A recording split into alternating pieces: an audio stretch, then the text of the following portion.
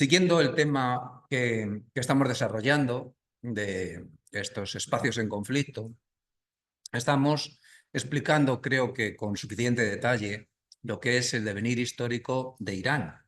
Ese contrapoder que ya habéis visto que a lo largo del tiempo ha sido un contrapoder que se ubica en esa zona de Oriente Medio que actúa, eso, de contrapeso de un poder que está más afianzado en la zona occidental y que a lo largo del tiempo ha habido una serie de imperios en la zona de Irán, Persia, que han actuado como contrapeso de esos otros imperios que se habían consolidado en la zona o bien central, estoy pensando en los asirios, los hititas, o también en la zona más occidental, como los egipcios, y ya por supuesto con Roma.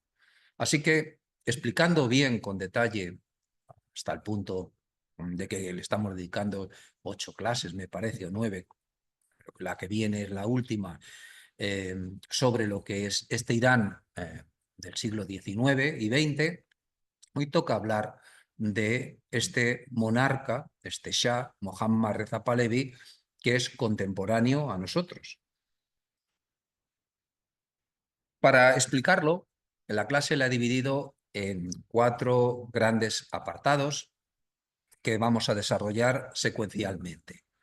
Curioso porque el otro día, si recordáis, estuvimos explicando cómo su padre, que es el que crea la dinastía Pahlavi, Reza Pahlavi, este señor que había sido un sargento del cuerpo de cosacos y que le debe a los británicos el llegar a general, y que además, bueno, pues es el que al final termina derrocando al Shah, al último Shah de la dinastía Qajarí, y constituye mediante un golpe de Estado una nueva dinastía. Habíamos visto también cómo este señor Reza Pahlavi, el padre de este Mohammad Reza Pahlavi, incluso tiene una figura en la que ampararse o en la que fijarse, que es Kemal Atatürk, el turco, que está en ese momento contemporáneo a él, está construyendo una república, la República de Turquía, en un momento en que las potencias occidentales han decidido repartirse Oriente Medio. Bueno, pues ese Reza Pahlavi es depuesto por los aliados y en su lugar eligen a su hijo. Este hijo, Mohammad Reza Pahlavi, va a evolucionar desde una primera etapa como un Shah constitucional que cubre desde el 41 hasta el 53. Vais a ver la, eh, la mano directa que tuvieron británicos y norteamericanos para el golpe de Estado que terminó impulsándole hacia la autocracia. Y durante esa primera etapa como Shah constitucional vamos a abordar esos primeros pasos que da bajo la tutela de los aliados, que han depuesto a su padre y han colocado a su hijo, cómo Stalin intenta cortejar a los iraníes en un intento de mantener esa política exterior que habían llevado a cabo los zares. Casualmente, Stalin era georgiano y Georgia había estado bajo control del imperio persa en según qué momentos de la historia, no en el momento que estamos ya explicando. El Cáucaso está controlado por los rusos desde el siglo XIX, como ya hemos explicado en clases precedentes. Cómo dentro de esa etapa constitucional emerge la figura de Mohammad Mossadegh, que es un hombre que quiere, como una parte importante de la sociedad iraní, que está al frente de un partido político que se llama Frente Nacional, que está en este momento en una etapa en la que está emergiendo el nacionalismo en todo Oriente Medio, tiene una distancia en el tiempo con respecto a Europa de unos 100 años aproximadamente, pero emerge en este momento un sentimiento nacional, en este caso iraní, que vincula el sentimiento iraní con su fuente de riqueza fundamental, que es el petróleo, y que eso va a chocar con los intereses occidentales. Y por eso la razón que van a promover británicos y norteamericanos de un golpe de Estado para acabar con Mossadegh, que había nacionalizado el petróleo iraní. Eso va a devolver transitoriamente durante unos días. El Shah se ha ido a Roma, va a devolver el poder al Shah, a Mohammad Reza Pahlavi, y le va a transformar en un autócrata. Y ese va a cubrir la etapa desde el 53 hasta la revolución de los islamitas, de Jomeini, que encabeza Jomeini en el año 79. Hay unos fundamentos de un nuevo Estado, fundamentado en esa revolución blanca que va a llevar a cabo este hombre, una autocracia, una suerte de absolutismo ilustrado, por utilizar una terminología que yo me explique y que vosotros lo entendáis mejor, como desde el poder se va a intentar modernizar una sociedad sin llegar a permear hasta los cimientos de esa sociedad, porque entre otras cosas no le va a dar tiempo. Vamos a hablar de ese proceso, yo le he llamado el paroxismo de un autócrata, cuando se inviste, se intitula Rey de Reyes, y muy tangencialmente, lo abordaremos en clases futuras cuando hablemos de Oriente Medio, los países árabes, las difíciles relaciones con Irak a propósito de las fronteras coloniales. Cómo emerge una oposición que va a consolidarse en torno a la figura de este clérigo, de Ruhollah Jomeini, que es pues esa oposición al autócrata, que es además un furibundo norteamericano, y las razones de la caída de Mohammad Reza Pahlavi. Desde el primer momento, las relaciones con el padre son unas relaciones difíciles. El padre es un militar, todos los especialistas concluyen que las relaciones son de un oficial, el padre, a un subordinado. Desde el primer momento a este muchacho se le prepara para dirigir al reino, pero desde una perspectiva, como veis aquí, se le forma como militar con un grupo de cadetes. Pero es consustancial a otros monarquías donde también se llevan a cabo formaciones militares de los herederos al trono, que incluso en el caso de Alfonso XIII se le viste cuando es niño de capitán general y se le hace desfilar por los pasillos del Palacio Real junto con esa cohorte de niños de su edad que luego serían ayudantes suyos. Por tanto, nada que no se estuviera haciendo en otros sitios.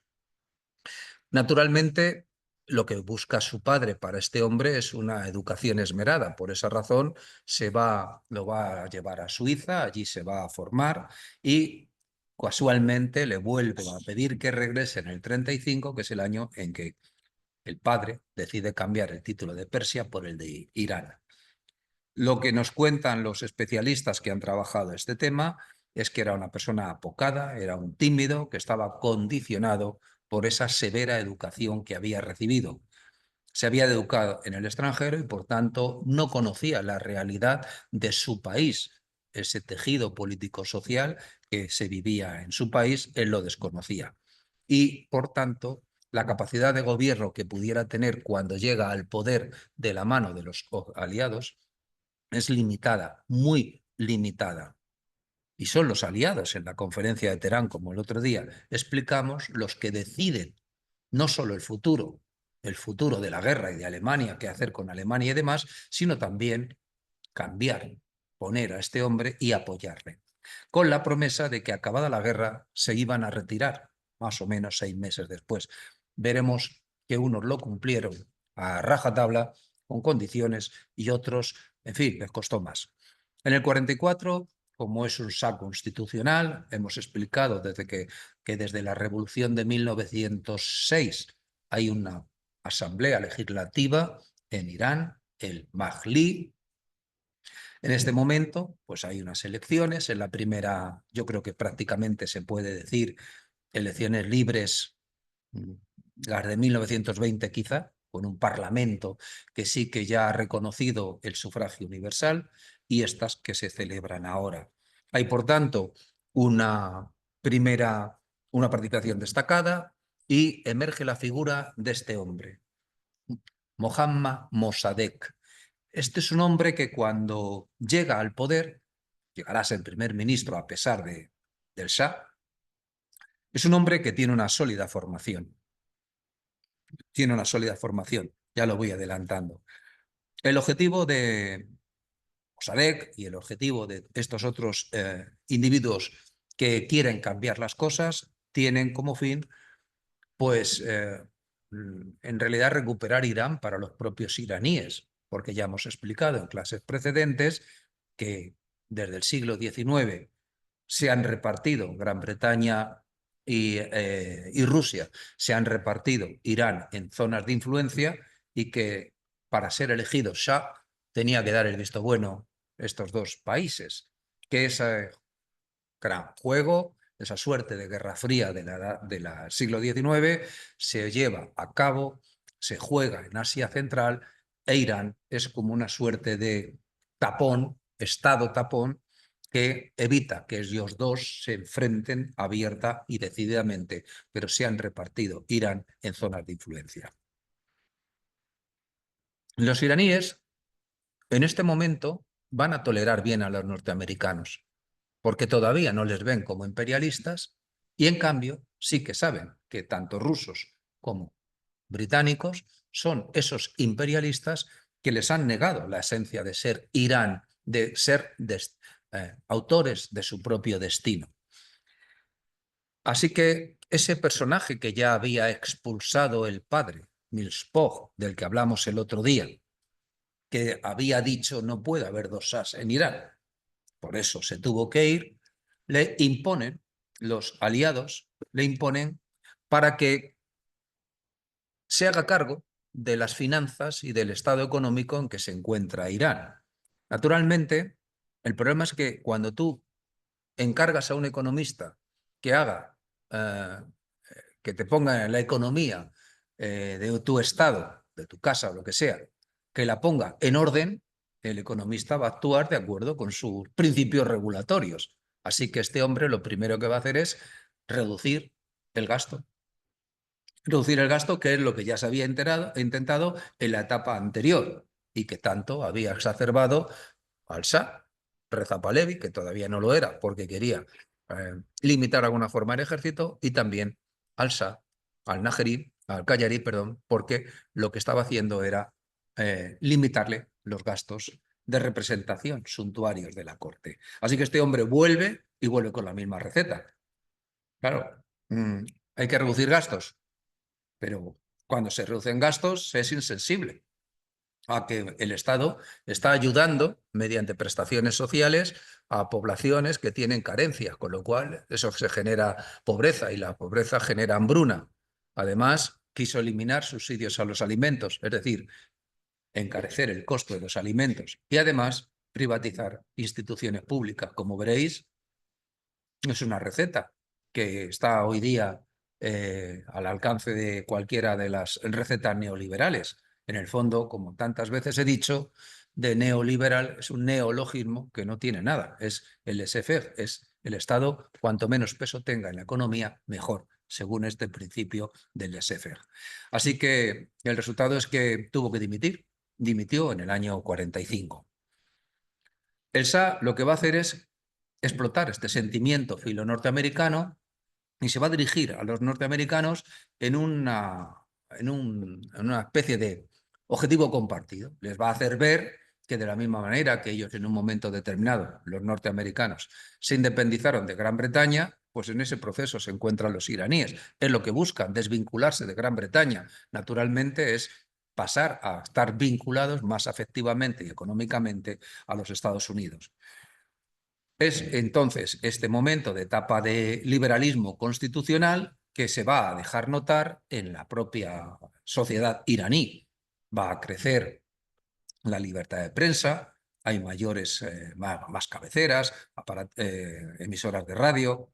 El resultado es una acción integradora. Campesinos van a conocer del desarrollo político. Ojo, recordad que Irán tiene 3 veces la extensión de España. Y si hay una diferencia en España entre norte y sur, pues imaginaos en un Irán. Lo digo porque van adelante, voy a hablar de esas diferencias importantes a la hora de encontrar apoyos. El Shah, cuando haga la Revolución Blanca, no va a ser lo mismo la respuesta que recibirá del norte más desarrollado, más permeable a las ideas que llegan del resto de Europa a través del Cáucaso, que un sur más pegado a la zona de la India. Así que aquí también hay importancias. Existen varios partidos políticos y destaca, y quedaros con este nombre, porque va a ser uno de los que va también a ser reprimido por la revolución de Khomeini, islamita, que es el partido Tudeh, el partido de las masas, que es comunista. Estamos hablando de una etapa en la que los norteamericanos, a través de misiones, en este caso la Memorial School, American Memorial School, pues han abierto una suerte de academias, de institutos de enseñanza superior, y yo lo he titulado que eran Días de Vinos y Rosa, conociendo lo que después ha sucedido. Es esa constitucional. Lo que quiere es ir recuperando el territorio de Irán para sí mismos, porque recordad que Irán se ha declarado neutral en la Segunda Guerra Mundial, pero le han invadido soviéticos y británicos, han vulnerado su neutralidad y están asentados militarmente en el territorio. Por tanto, sí, hay un Shah constitucional, hay un Mahdi, pero hay fuerzas militares extranjeras ocupando y controlando el territorio y dirigiendo indirectamente la política de Irán. Así que británicos y norteamericanos sí tienen claro que se van a ir, acabada la guerra, se van a ir en 6 meses, aunque antes dije que indirectamente, porque quedan sus intereses representados a través de la Anglo-Iranian Oil Company, la que luego sería la BP actual. Entonces, el problema es los soviéticos. Los soviéticos no se quieren ir. No se quieren ir porque la Guerra Fría está estallando en este momento y en consecuencia quieren tener bien controlado un territorio que es el Cáucaso, pero no solamente eso, sino que en la zona que veis aquí marcada, que es el sur del Cáucaso soviético en este momento, el Azerbaiyán, toda esta zona que es la zona de Irán, lo quieren tener controlado. Tal es así que Stalin le propone un pacto a este Shah para que, a cambio de entregarle un regimiento de tanques T-34, pues le permita tener una posición ocupando una parte del territorio. Stalin, dijo Molotov, no había comprendido al Shah y se puso en una situación bastante delicada. Stalin pensó que iba a impresionarle, pero no le salió bien la jugada. Así que los soviéticos, que están asentados en el Azerbaiyán iraní, es una zona, como antes he dicho, muy permeable a las ideas que llegan desde el resto de Europa a través del Cáucaso. Ahí es donde está bien asentado el partido Tudeh, el Partido Comunista. Estos son los jangalíes que en la Primera Guerra Mundial se han sublevado y están sostenidos por los soviéticos. Se mantiene la misma dinámica. Así que el territorio está controlado por los soviéticos directa e indirectamente a través de este partido comunista, y las consecuencias es que los soviéticos van a aplicar una política imperialista propia de la etapa zarista. Ya hemos comentado en otras ocasiones que la URSS mantiene la política exterior de los zares, expansionismo, imperio, Stalin el zar rojo, y lo que van a hacer es, como argumentar por qué no se van, es que no podían desamparar al partido Tudeh y a esos movimientos secesionistas.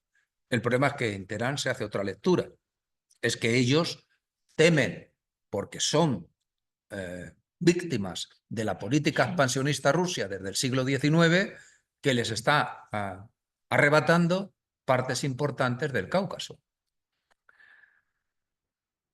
Hay una serie de intelectuales que van a alzar su voz. Quizá el más afamado sea este señor, Khasravi, Ahmad Khasravi. Era un hombre que iba para clérigo. Había cursado estudios de religión, pero abandonó la religión cuando se percató de que el cometa Halley, que había sido avistado en 1835, se predijo su vuelta 75 años después. Así que este señor cambió su manera de ver las cosas, dejó la teología, dejó lo que es la parte de la religión y antepuso la razón.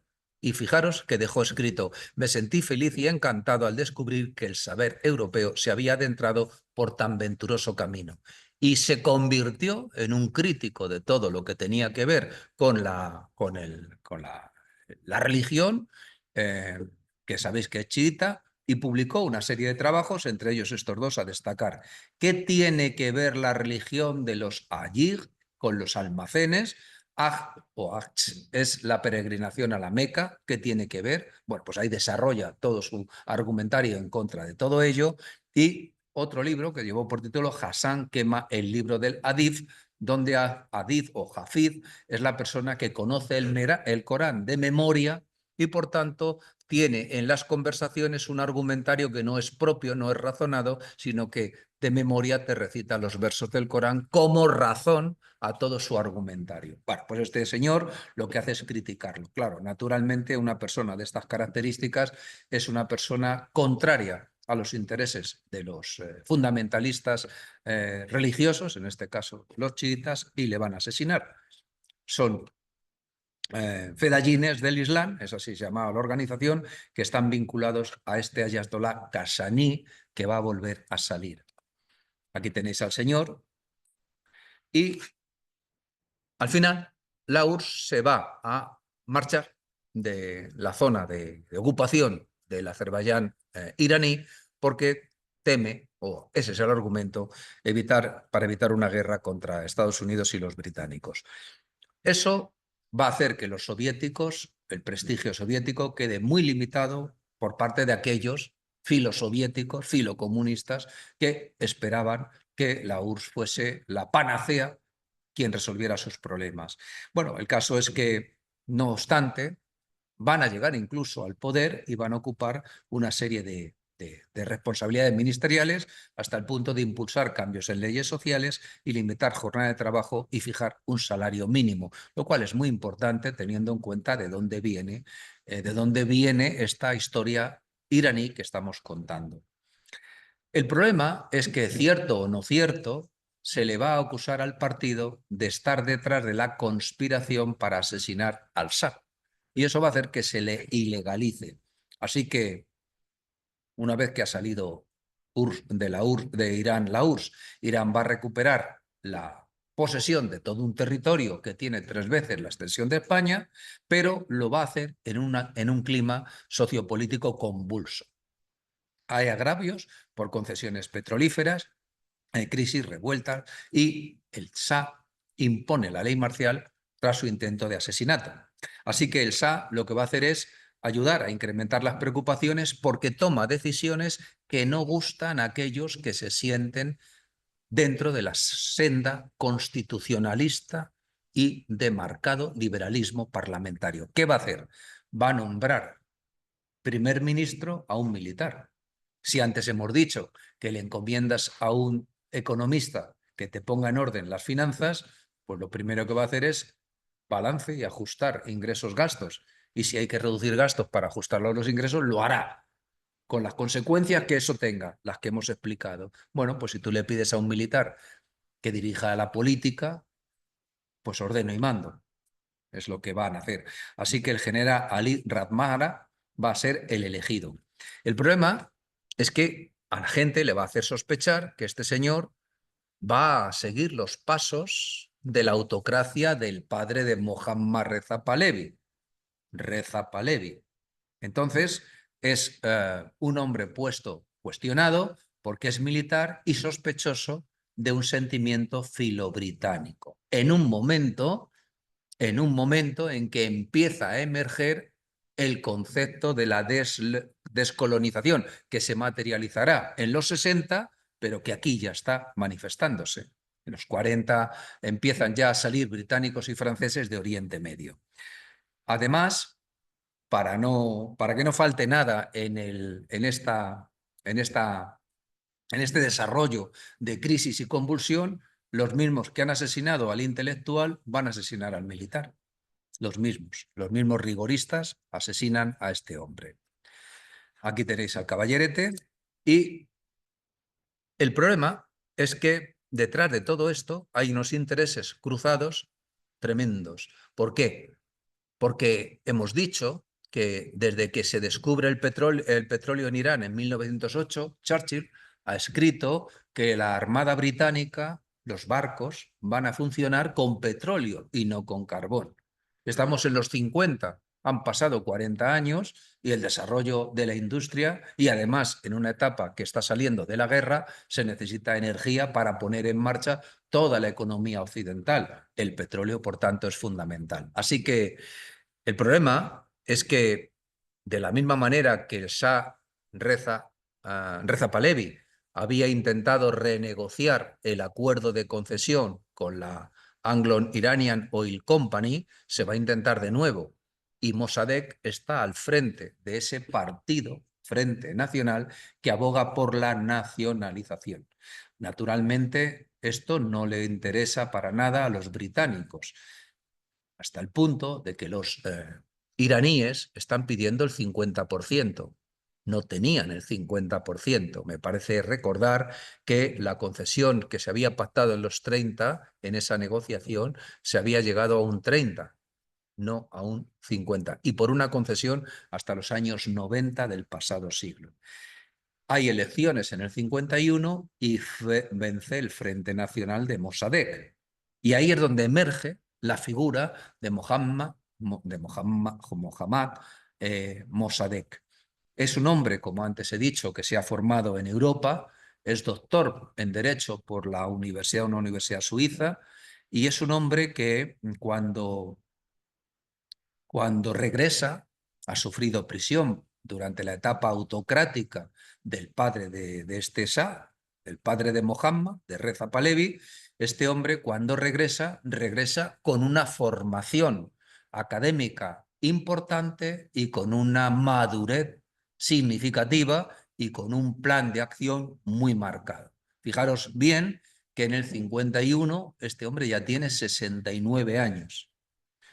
Que el 15 de marzo el Parlamento vota favorablemente a la propuesta de nacionalización del petróleo y que el 28 es designado primer ministro.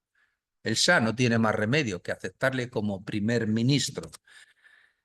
Aquí tenéis al Mossadegh, aquí tenéis el momento en que este hombre ha proclamado, lo voy a decir a continuación, la nacionalización del petróleo, expulsando del control a los británicos, y cómo es aclamado por las masas, hasta el punto de que no va a tener ningún problema, sobre todo la prensa norteamericana, Time, en nombrarle hombre del año.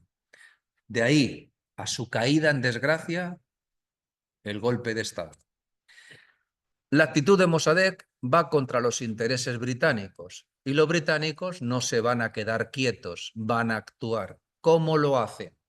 Pues veréis, actuando en varios frentes. Uno de ellos es apretar económicamente al tejido productivo iraní, que es fundamentalmente de transacciones comerciales, a los bazaríes que ya hemos hablado en tantas ocasiones. Así que les va a pedir que les devuelvan los préstamos que se ha dado a esos comerciantes.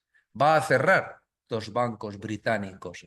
Amenaza con enviar barcos de guerra con la fuerza, y además va a actuar en un doble sentido. Ante la ONU en el Consejo de Seguridad, denunciando el comportamiento, la actitud y las pretensiones, y ante la Corte Internacional de Justicia de La Haya, que va a decretar que es incompetente en esa materia. Pero no solo eso, va a decretar un boicot a la compra de petróleo iraní. El resultado es que Irán va a tener menos ingresos, va a ser incapaz de pagar los gastos públicos y las nóminas. Quedaros con esta idea. Quedaros con esta idea porque los israelíes se van a beneficiar de esta situación. Lo voy adelantando y lo explicaré a continuación. Y por parte de Irán, Mossadegh necesita apoyos, legitimidad, y lo hace viajando a Estados Unidos. Cree en la buena voluntad de los norteamericanos, les pide un préstamo. Defiende la postura de Irán ante el Consejo de Seguridad. La respuesta que recibe de Norteamérica es negativa. ¿Por qué? Porque se alinea con el boicot a la compra de petróleo iraní. Están estrangulando los ingresos de los iraníes.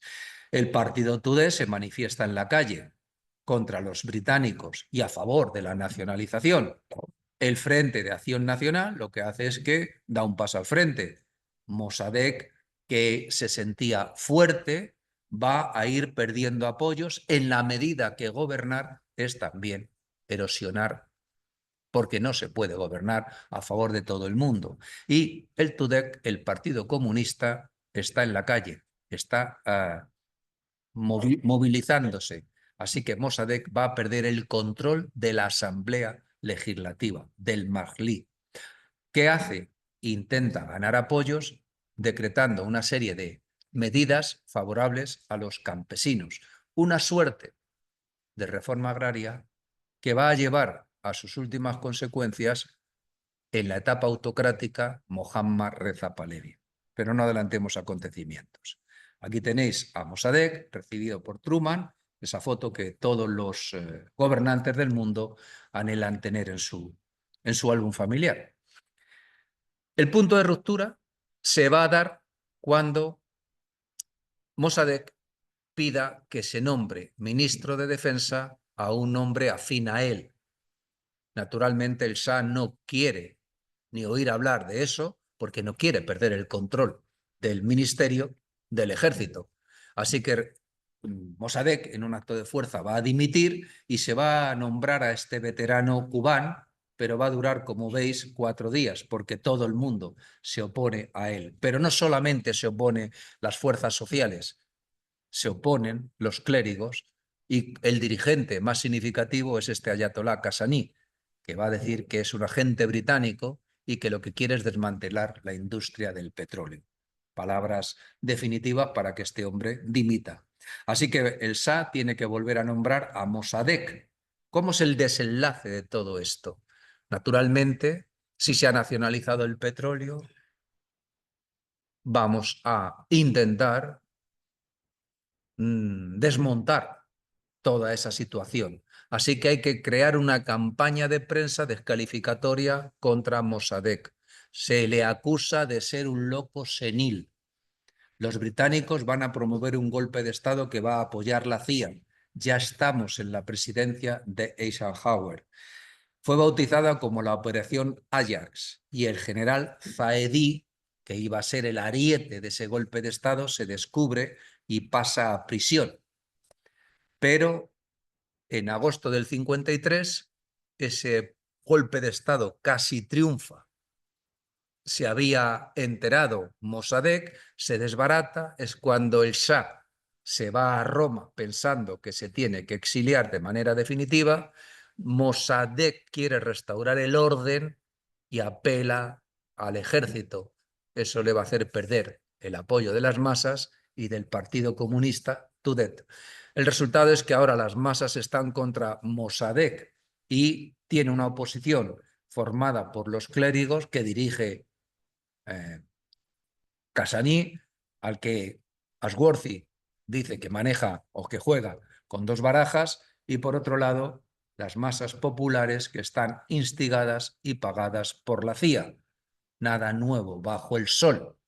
Cuando los británicos a principios del siglo XX no controlan los resortes del poder, ya hemos explicado que compran las voluntades de clérigos iraníes para que desde los púlpitos estén arengando un discurso en contra de la política que se estaba llevando a cabo en aquella época. En consecuencia, va a triunfar el golpe de Estado del general Zaedi, que es el hombre fuerte. Mossadegh es detenido y Mohammad Reza Pahlavi, que estaba en Roma, que pensaba que, en fin, debía estar ya buscando dónde vivir, pues regresa a Irán. Mossadegh va a ser juzgado por alta traición y condenado a muerte.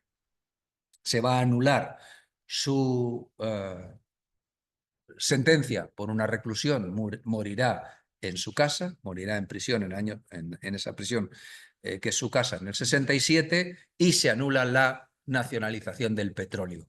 Se dio el control a los cárteles británicos y norteamericanos. Y aquí tenéis a Mossadegh llevado a juicio y siendo enjuiciado. Aquí tenéis al Shah en el 53 en Roma. Aquí tenéis esas manifestaciones instigadas y pagadas, entre otros, por la CIA, parte de que hubiera sentimientos propios de los propios iraníes contra Mossadegh, soldados iraníes que están rodeando el Majlí, la Asamblea Legislativa, El último secreto de la CIA en el golpe de Estado de Irán se ha publicado muy recientemente. La CIA admite que el golpe iraní del 53 que respaldó fue antidemocrático y aquí tenéis los documentos, aquí los podéis consultar, documentos que aportan nuevos detalles sobre el derrocamiento de Mossadegh y sus consecuencias. Hay un libro publicado en el año 2004 que está editado por estos autores que tenéis ahí citados, que lleva por título Mohammad Mossadegh y el año 53, golpe en Irán. Así que, analizando las causas de ese golpe de Estado, podríamos decir que se ha dado un golpe de Estado en un sitio, en un país que es un aliado y que además tiene un régimen constitucional, una monarquía parlamentaria con elecciones. Hay que justificarlo. Y hay que justificarlo poniendo toda la carne en el asador para justificar por qué razón se ha dado ese golpe de Estado. Y la razón es sacar a colación el fantasma de Occidente, que en este caso era para salvar a Irán del comunismo internacional. La realidad es otra. La realidad es que durante toda la crisis la cuestión central fue quién controlaría la producción, distribución y venta del petróleo, aunque la palabra control se evitó escrupulosamente en los informes confidenciales emitidos tanto en Londres como en Washington. Todo esto siguiendo al autor que tenéis citado en la parte superior, Abrahamian. Razones de peso había para que la Anglo-Iranian Oil Company siguiera al frente de los negocios petroleros. Tenía la refinería más grande del mundo, era el segundo mayor exportador de petróleo, poseía las terceras reservas de petróleo más grandes, conseguía el 75% de las ganancias mundiales en Irán, le pagaba los impuestos a la hacienda británica. En divisas dejaba al fisco británico 92 millones de libras y suministraba el 85% del petróleo que consumía la Marina británica. Naturalmente, hay que entender qué significa esto del petróleo si recordamos algo que explicamos el curso pasado cuando hablamos de las 7 hermanas. El mercado, la producción, venta del petróleo estaba en manos de las llamadas 7 hermanas. Con este golpe de Estado se quería evitar imitadores.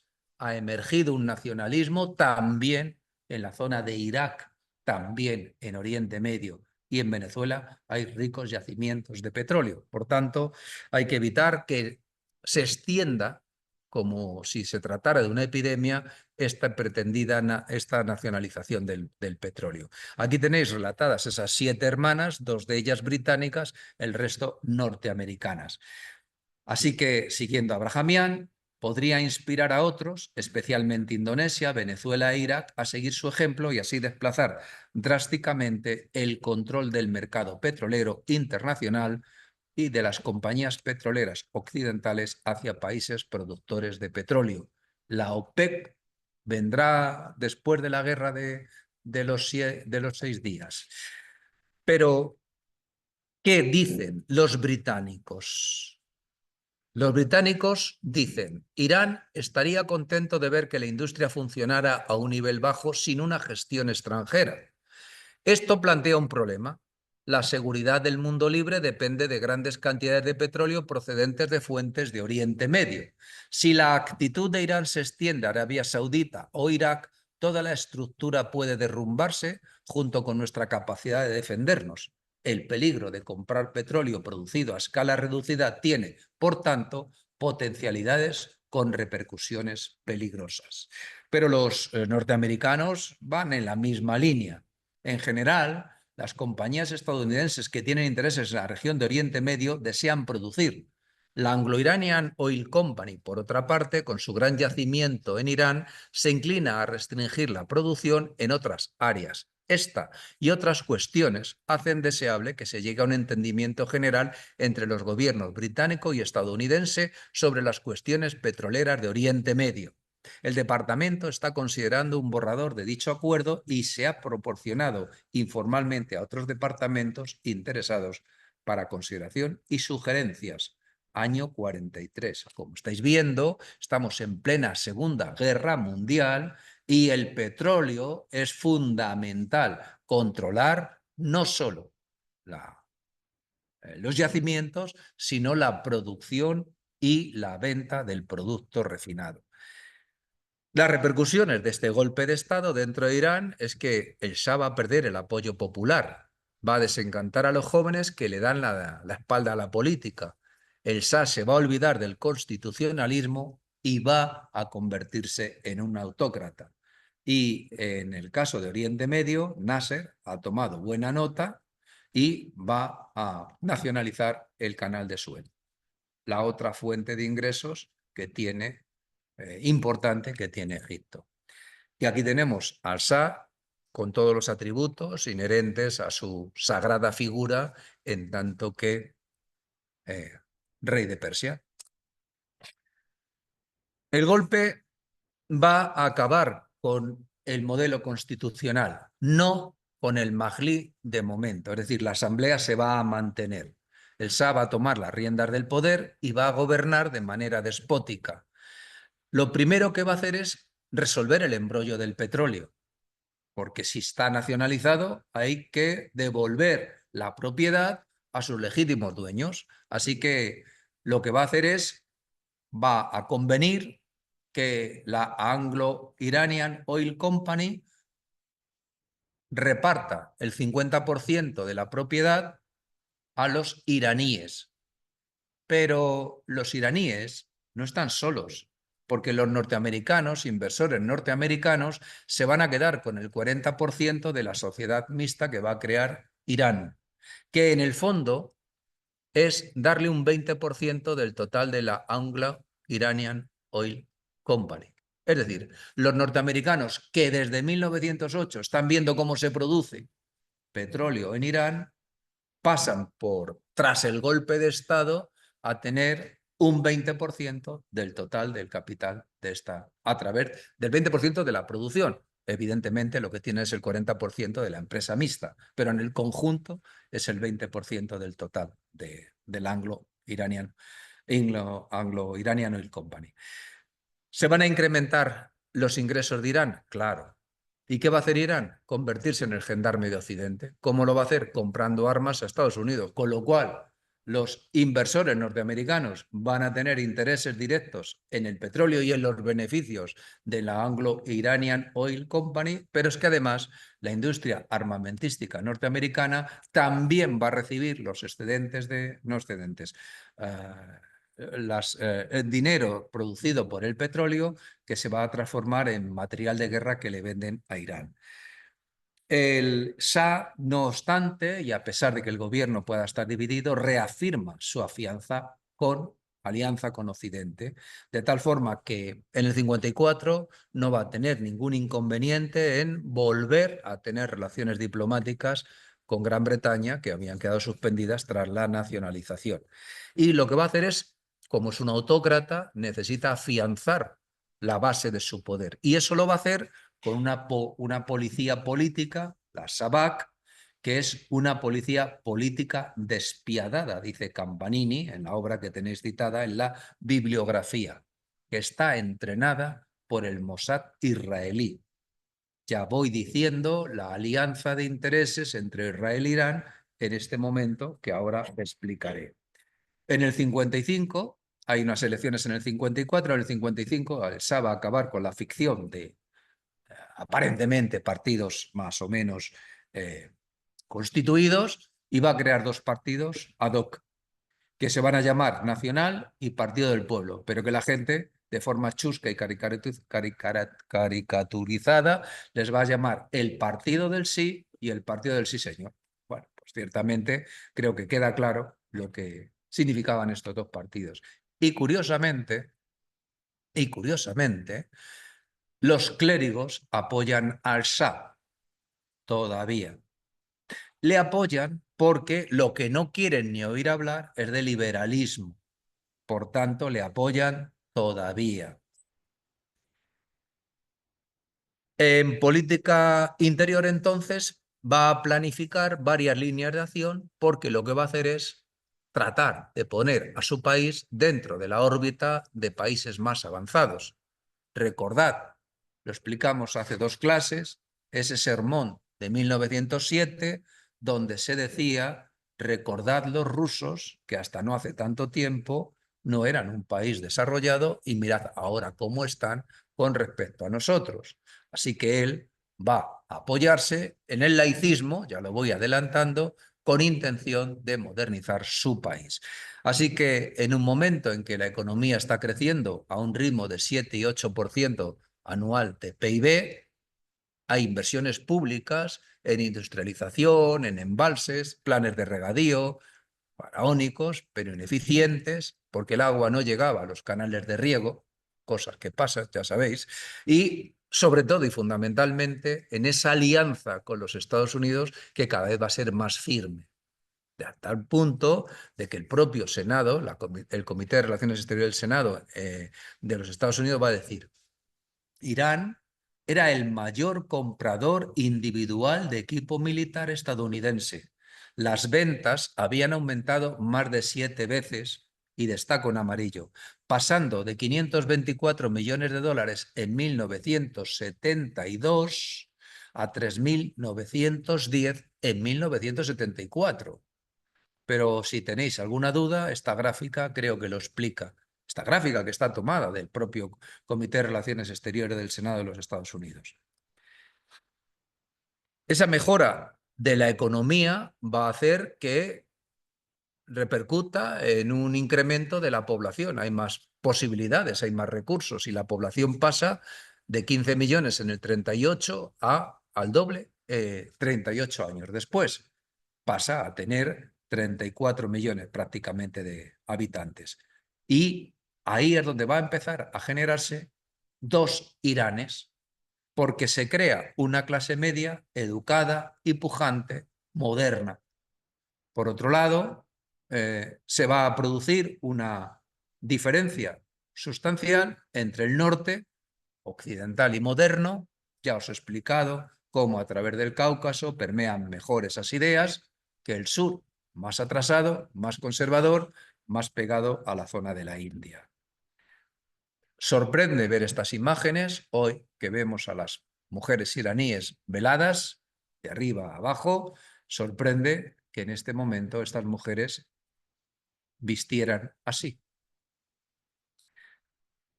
Pero está claro que si el Shah era consciente de lo que estaba pasando, no aplicó las medidas que desde el propio Estados Unidos le estaban pidiendo que llevara a cabo, que modernizara la sociedad, que buscara más apoyos, que fuera menos autócrata, que fuera cediendo alguna parcela de poder, hasta el punto de que el embajador, un diplomático británico que está destacado en Irán en el 59, va a dejar este texto, que lo vamos a leer entero, porque es explícito de cómo era la realidad social de ese momento en el 59. Aquí los mulás predican cada noche ante multitudes de fieles. La mayoría de los sermones, muy emotivos y de escaso nivel intelectual, solo sirven para avivar el sentimiento religioso de los asistentes. Pero también hay predicadores de renombre que intentan atraerse a personajes destacados de la ciudad con sus excelentes y bien fundamentadas disertaciones históricas. No son solo la pobreza, la ignorancia o la mugre las que marcan las diferencias entre el sur tradicional y el norte de los nuevos ricos. En los barrios más humildes se respira un sentimiento de unidad y de pertenencia a un pueblo que no es posible ni atisbar siquiera en las elegantes zonas de la ciudad que disponen de agua tratada con cloro, calles empedradas y, por desgracia, iluminación pública. El burgués ni siquiera sabe quiénes son sus vecinos. Los habitantes de esos barrios humildes, por el contrario, lo llevan escrito en la piel. En esas barriadas, los dudosos beneficios de la civilización de la Pepsi-Cola no han acabado con los antiguos usos. Me parece que en 1959 este diplomático británico está calando en el problema que se está generando. Se han creado dos sociedades, una que va a apoyar al Shah, que son esos que luego veremos que tienen que salir, y otros que menos tienen que perder, que serán los que apoyen un cambio revolucionario. Por esa razón, el Shah va a llevar a cabo, desde esa suerte de despotismo ilustrado, que hemos hablado ya en otras ocasiones, para referir el modelo que va a tratar de llevar a cabo, compararlo con el proceso de desarrollo del siglo XVIII en Europa, va a imponer reformas desde el poder. Se va a llamar Revolución Blanca. Y aquí es donde va a empezar el desencuentro con los clérigos. ¿Por qué? Porque va a hacer una reforma agraria. Mossadegh también había llevado a cabo un intento de reforma agraria para ganarse el apoyo de los campesinos. Este hombre va a llevar a cabo una reforma agraria y pone a los clérigos en contra porque mermaría sus rentas procedentes de los bienes de manos muertas, que es como se puede equiparar para entender mejor el significado de la expresión o la palabra waqf. Sería el equivalente a los bienes de manos muertas, que os recuerdo el significado porque es aquellos bienes que la Iglesia a lo largo del tiempo fue acaparando y amortizó, sacando del mercado y convirtiéndolo en su propiedad, que trabajaban unos colonos que pagaban una renta a la propiedad que era la Iglesia. ¿Qué hacen los mulás? ¿Qué hacen los clérigos? Lo ven como una amenaza a sus extensas propiedades. Adujeron que era contrario al espíritu del Islam. Incluso uno de ellos dictó una fatua condenatoria de la reforma. Y, por desgracia, estamos acostumbrados últimamente al significado de una fatua, pero para que quede claro, una fatua es una decisión jurídica emitida por un muftí y este es un jurisconsulto con autoridad pública cuyas decisiones tienen rango de ley. Así que imaginaos, el Shah, que ha visto cómo esos fedayines del Islam han asesinado al intelectual Kasraví o a su general al que él había puesto al frente del gobierno, pues evidentemente va a recular y no va a llevar a cabo la reforma agraria. Sí que promueve reformas educativas con la participación del Estado en sectores económicos. Estamos hablando de una etapa donde el Estado es motor de la economía también en Europa. Y se va a producir, como consecuencia de esos desarrollos, una migración a gran escala de gente del campo a la ciudad, nada que nosotros no hayamos conocido.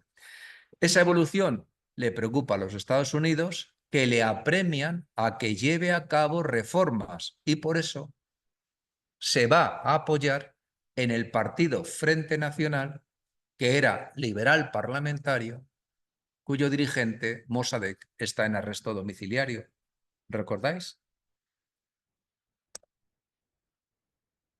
Estas son las elecciones del año 63, donde la mujer por primera vez tiene derecho de voto en Irán y, como veis, son señoras que, porque abajo pone elecciones al Mahdi, pero podrían estar una fotografía tomada de, no sé, de cualquier otro lugar de Europa en ese momento. Los tocados, los peinados, en fin. Mohammad Reza Pahlavi necesita dotarse de un apoyo social. Tiene el apoyo del ejército, pero le falta ampliar su base social. ¿Cómo lo hace? Se va a apoyar en el laicismo y en la tradición iraní.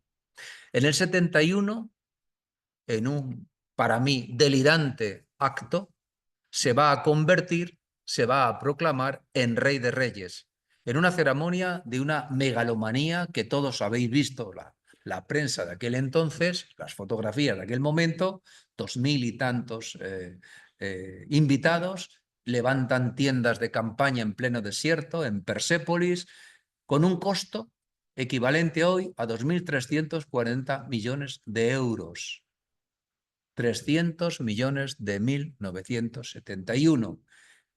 Y el acto tuvo un solo actor, el propio Shah, Mohammad Reza Pahlavi, que no tiene empacho en dialogar directamente de tú a tú con la figura de Ciro.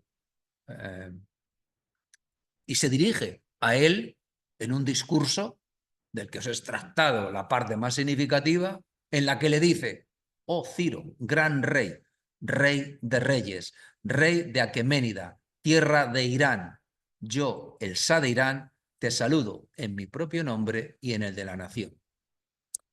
Y aquí tenéis fotos tomadas de aquel acto y fijaros que no tiene ningún problema, ningún empacho en disfrazar a los soldados de su ejército de, bueno, pues de tropas persas de aquel entonces.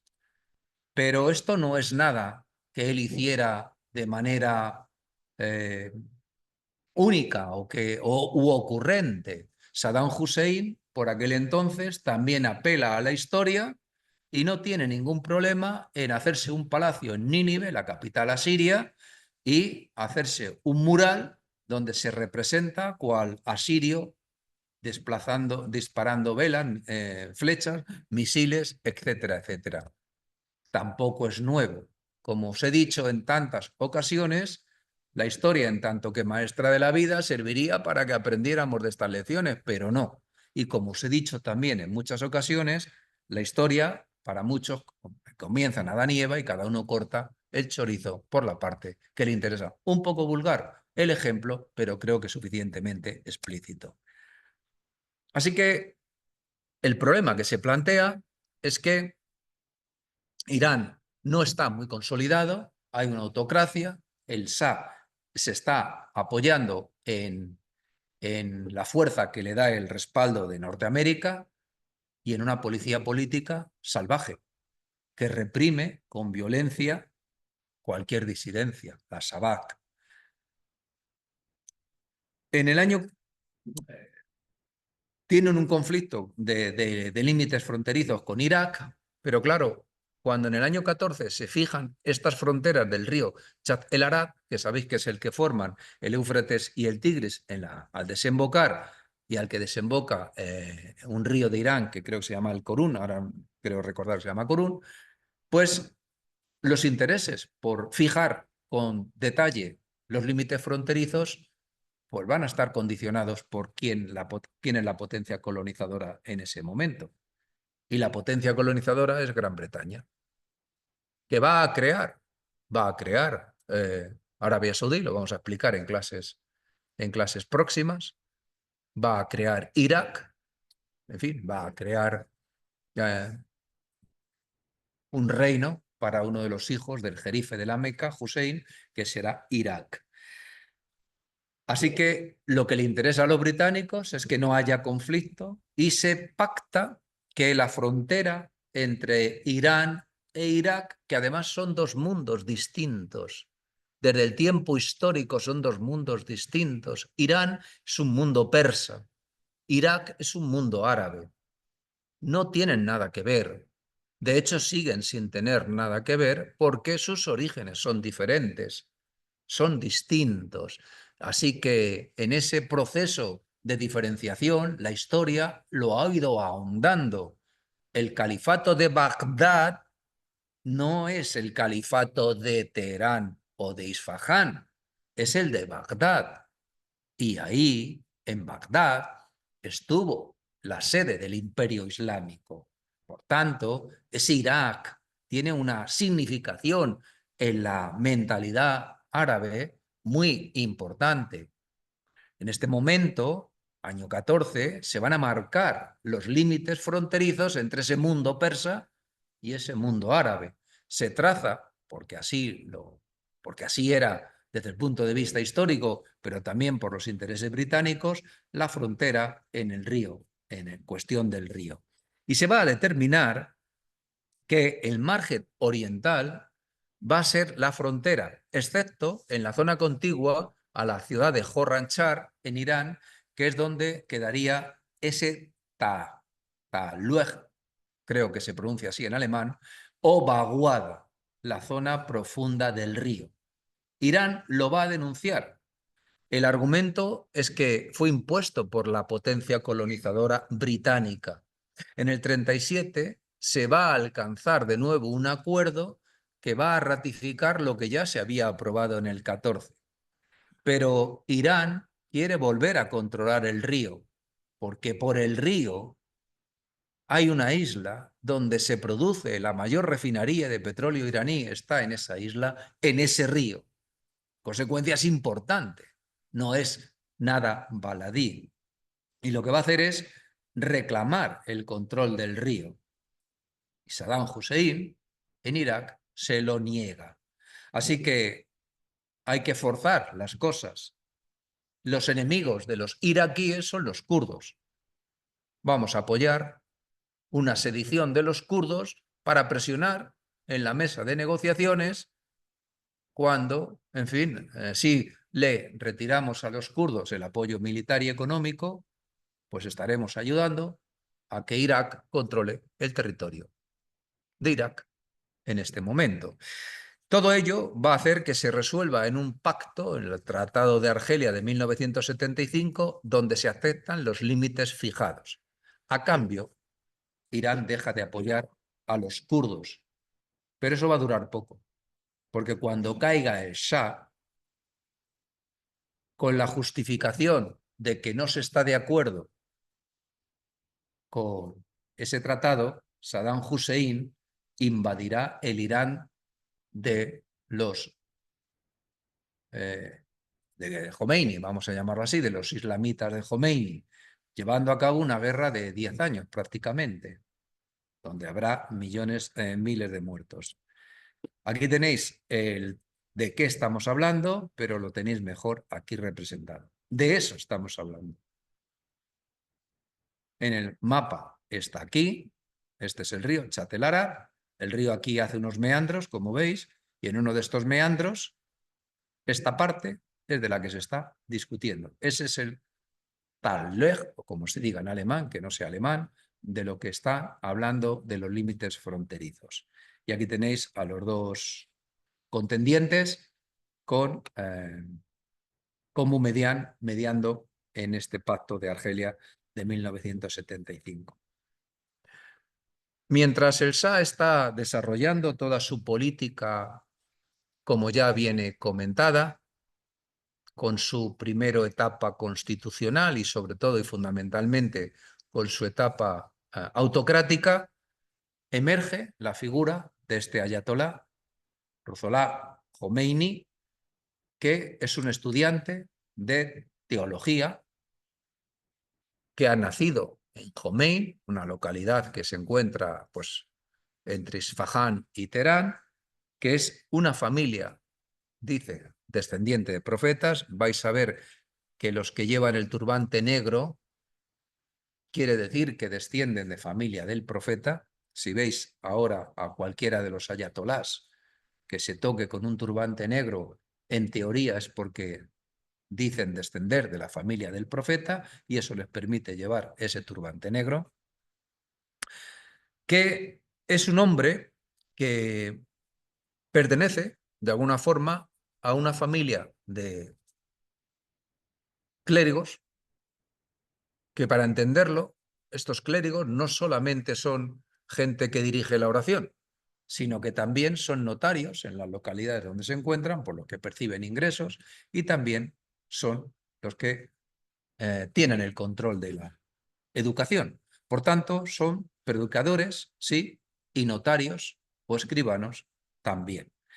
Queda huérfano enseguida, relativamente pronto, de padre a los 6 meses y de madre cuando tenía 16 años. Va a estudiar en Qom, que es una ciudad santa, y él se va a permear de un pensamiento, la lógica filosófica de la ley islámica, estudiará mística y filosofía. En la década de los 40 y 50 se va a dedicar a la enseñanza y va a ir creando su línea de pensamiento, que la síntesis lo tenéis aquí: anticolonialismo y antibritánico. En el grado de ayatolá, que es dentro de la carrera clerical del clérigo chiita, ayatolá es el punto más alto, lo va a alcanzar en el 61. Se va a convertir en un ejemplo, en un guía espiritual de un colectivo de personas que le sigue. Así que en las revueltas del año 63 y el 64 le van a dejar como único referente de la oposición a la autocracia del Shah. Mossadegh, que podría ser esa figura laica, liberal, que podría aglutinar esa oposición al Shah, está ha sido sentenciado a muerte y conmutado con una pena privativa de libertad en su domicilio, como ya hemos explicado. Con lo cual, esto va a ser tremendo porque cuando se produzca la caída del Shah no va a haber una oposición parlamentaria liberal, laica, estructurada para dar réplica a lo que estos ayatolás van a llevar a efecto. Es un furibundo anticonstitucionalista, por lo que ya hemos explicado. Apoyan al Shah en tanto que autócrata porque son, como antes he dicho, furibundos antiliberales. Solamente se van a poner frente al Shah cuando les afecte a sus ingresos económicos con esa reforma agraria que no va a terminar de cuajar por lo que ya he comentado. Él comienza una furibunda oposición, una firme oposición, porque va a acusarle al Shah de desatender a los necesitados, de servir a los intereses de los norteamericanos, que los antepone a los de Irán. Y su reprobación va a ir subiendo de grado de oposición a medida que se va conociendo que Irán está vendiendo petróleo a Israel.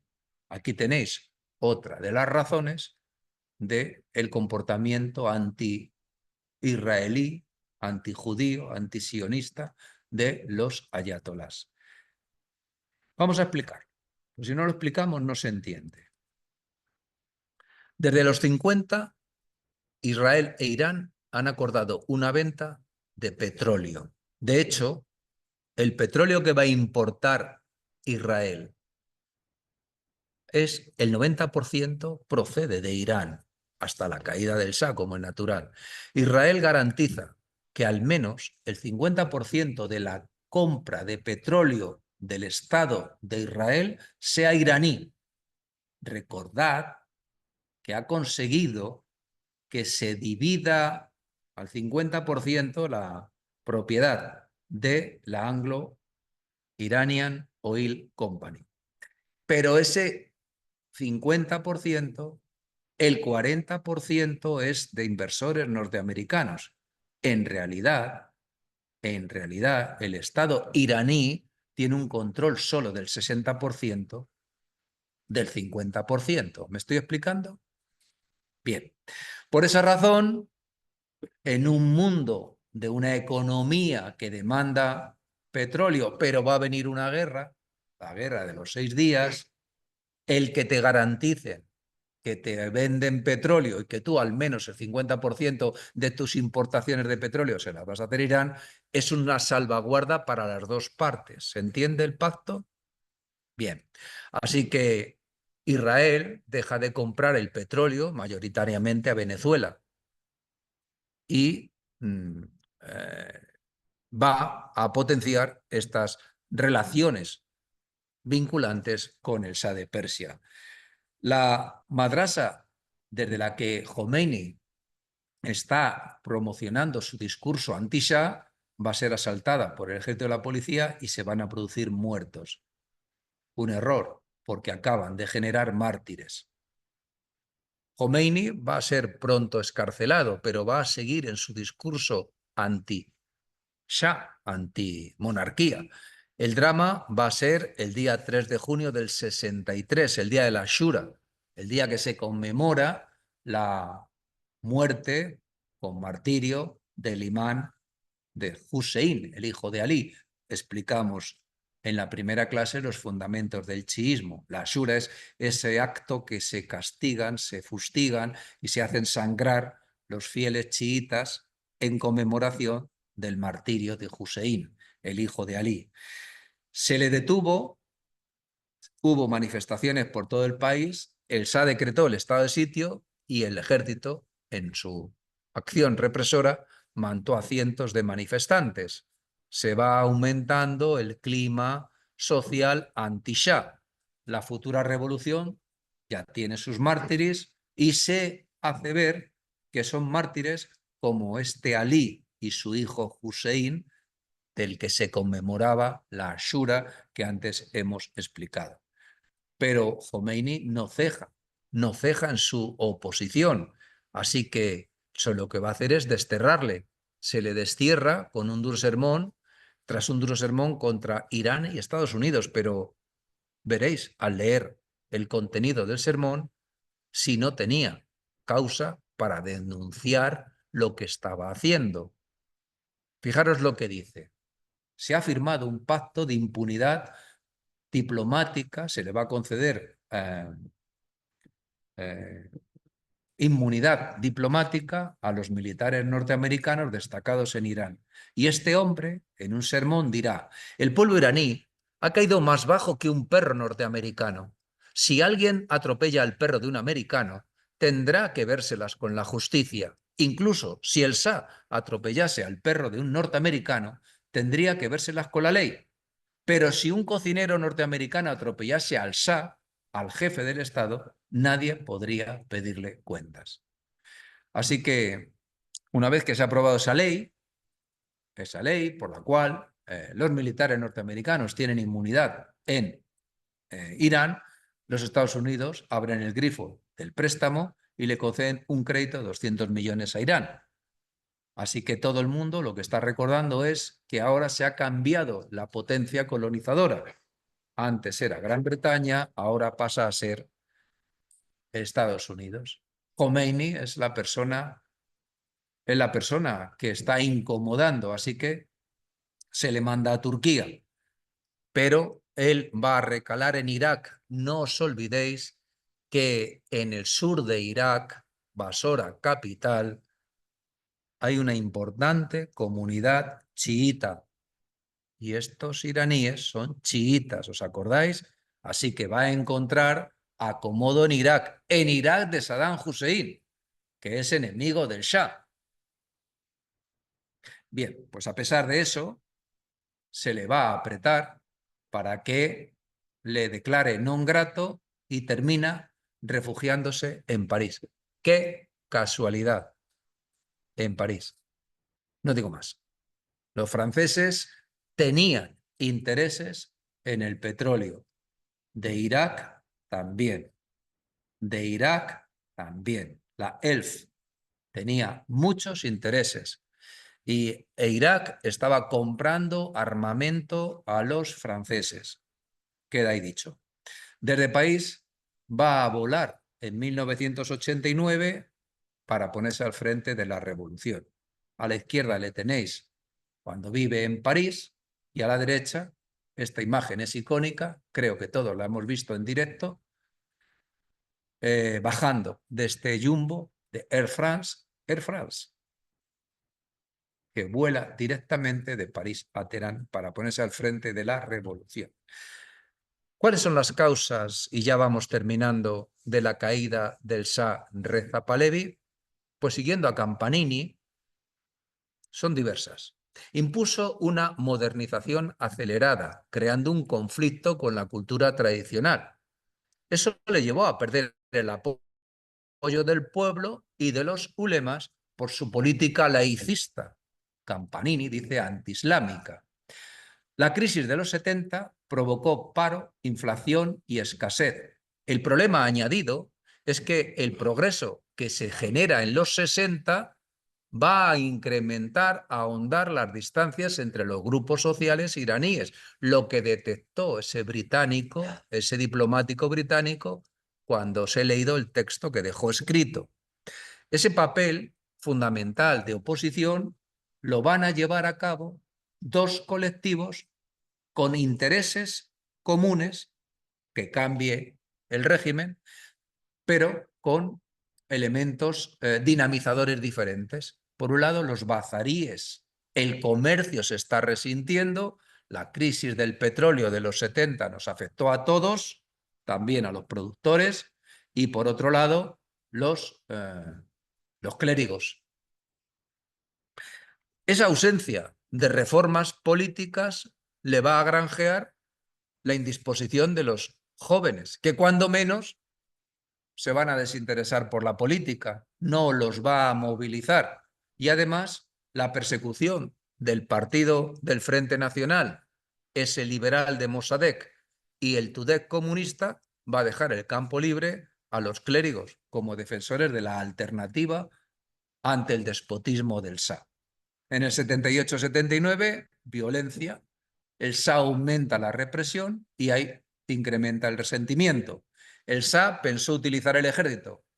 El presidente Jimmy Carter no le prestó apoyo y la inestabilidad dejó paso a la revolución. Aquí tenéis la bibliografía en la que me he basado para explicaros este tema, que espero que os haya resultado de interés. Y ahora llega el punto de preguntarnos si hay preguntas.